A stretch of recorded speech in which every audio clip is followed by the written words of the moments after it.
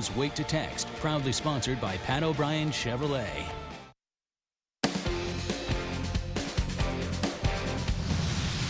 Things have gotten hotter on the campaign trail for president, if you can believe that, as the candidates make a last-minute push for votes in Indiana's primary tonight.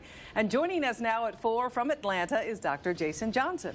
Jason, thanks for taking the time with us here. We'll get straight into it. What do you think? How's this primary going to go in Indiana? What's up? It's the beginning of the end, everyone. This is the end of the anti-Trump movement.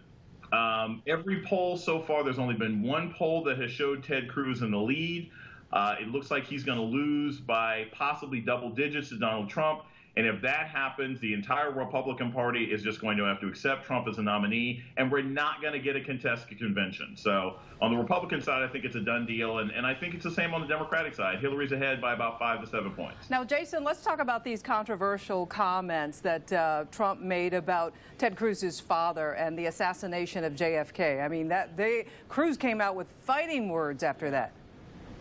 Yeah, and that's going to be great for Donald Trump when he's trying to run a presidential campaign in Florida, or Texas. These are the kinds of things. I mean, at this point, honestly, Ramona, there's nothing that Donald Trump says that surprises me. And the more of these things that he says and the longer he says them, it just alienates him from the Republican Party. It alienates him from the base, and it's going to make it difficult for him to mount a serious challenge against Hillary Clinton. Even with all that said, and what we were expecting tonight with the GOP, we're getting further into the primary season where some of these states, they're carrying a lot more weight than they have historically. I mean, Indiana tonight, of course, California, people are talking about that for the first time in a while.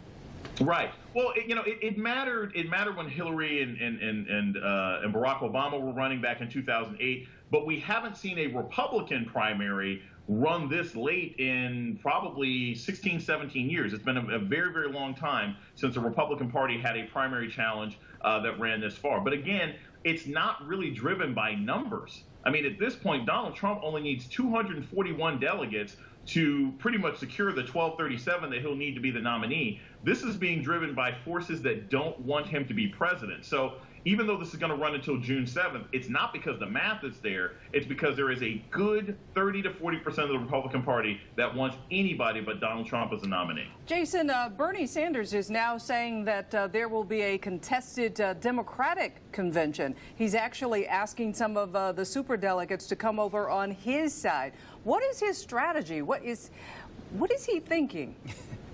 Yeah, so like if Hugh Jackson said, hey, how about some of you Steelers players change uniforms in the locker room and come over and join us? That wouldn't work either, right? There's no chance that Bernie Sanders is going to get a contested convention. The only way that happened, and the only way that you get these superdelegates to switch, is being President Obama or Barack Obama in 2008, where he was doing so well against Hillary Clinton that people who had committed before the primary season changed their mind. Bernie Sanders hasn't done anything that would lead a superdelegate to say, I think he's got a chance of beating Hillary Clinton and a better chance of beating Donald Trump than Hillary does.